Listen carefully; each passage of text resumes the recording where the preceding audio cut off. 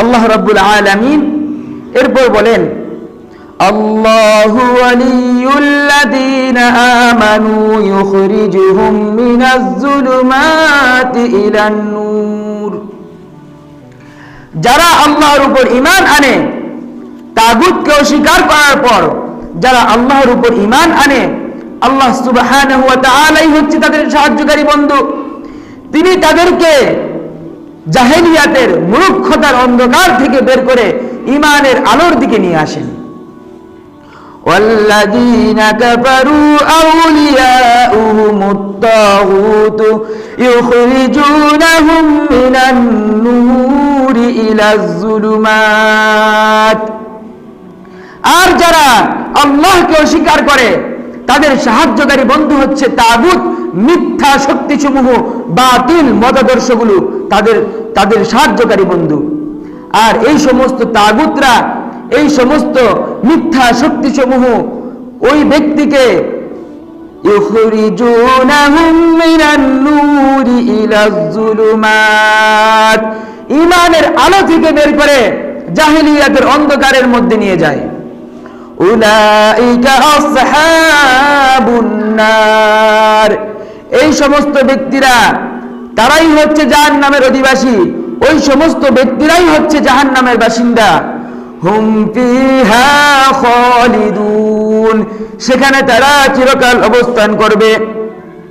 এরপর আল্লাহ রাব্বুল আলামিন যারা আল্লাহর উপর ঈমান আনে কিভাবে তিনি তাদেরকে ঈমান জাহেলিয়াতের অন্ধকার থেকে বের করে ঈমানের আলোতে নিয়ে আসেন এরকম একটা উদাহরণ দিয়েছেন, এবং কিভাবে যারা আল্লাহ রাব্বুল আলামিনকে অস্বীকার করে তাগুত কিভাবে তাদেরকে ঈমানের আলো থেকে বের করে জাহেলিয়াতের অন্ধকারের মধ্যে নিয়ে যায়। আল্লাহ রাব্বুল আলামিন বলতেছেন,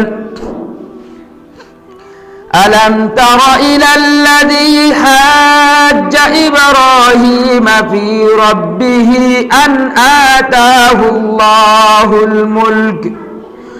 তুমি কি দেখোনি ওই ব্যক্তির দিকে যাকে আল্লাহ রাব্বুল আলামিন দুনিয়ার রাষ্ট্র ক্ষমতা দান করেছিল, অতঃপর ওই ব্যক্তি ইব্রাহিমের সাথে তার মালিক সম্পর্কে বিতর্কে লিপ্ত হলো।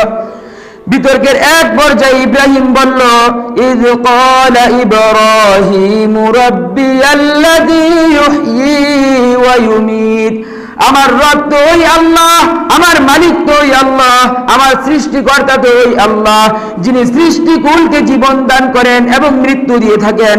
ক্বালা আনা উহয়ী ওয়া উমীত, এ কথা শোনার পর ওই ব্যক্তি বলল, আমি তো জীবন এবং মৃত্যু দিয়ে থাকি। ক্বালা ইব্রাহিমু ফাইন্নাল্লাহা ইয়াতি বিশ-শামসি মিনাল মাশরিকি ফা'তি বিহা মিনাল মাগরিবি ফাবুহিতাল্লাযী কাফার। আমার রব তো প্রতিদিন পূর্ব দিক থেকে সূর্য উদয়ন ঘটায়। যদি তুমি সত্যি মাবুদ হয়ে থাকো, মালিক হয়ে থাকো, জীবন ও মৃত্যু দিয়ে থাকো, তাহলে একবার তুমি পশ্চিম দিক থেকে সূর্য উদয়ন ঘটিয়ে দেখাও। ফাবুহিতাল্লাযী কাফার, এ কথা শোনার পর সত্য অস্বীকারী হতভম্ব হয়ে গেল। আল্লাহ রাব্বুল আলামিন এ কথাটা এই কারণে বলল, সে তো পূর্ব থেকে আগে থেকে তার নিজের নিয়ন্ত্রণকে তাগুতের হাতে দিয়ে রেখেছে।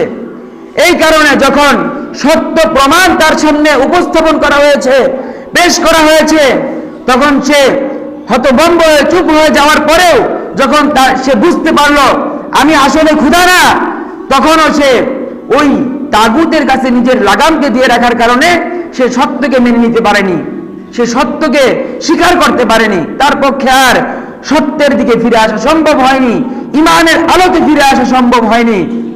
আল্লাহ রাব্বুল আলামিন বলতেছেন, আল্লাহু লা ইয়াহদিল কওমাজ যালিমিন, প্রকৃতপক্ষে আল্লাহ রাব্বুল আলামিন কোন জালিম সম্প্রদায়কে, কোন জালিম গোষ্ঠীকে তিনি হেদায়েত দান করেন না, কোন জালিমকে তিনি হেদায়েত দেন না।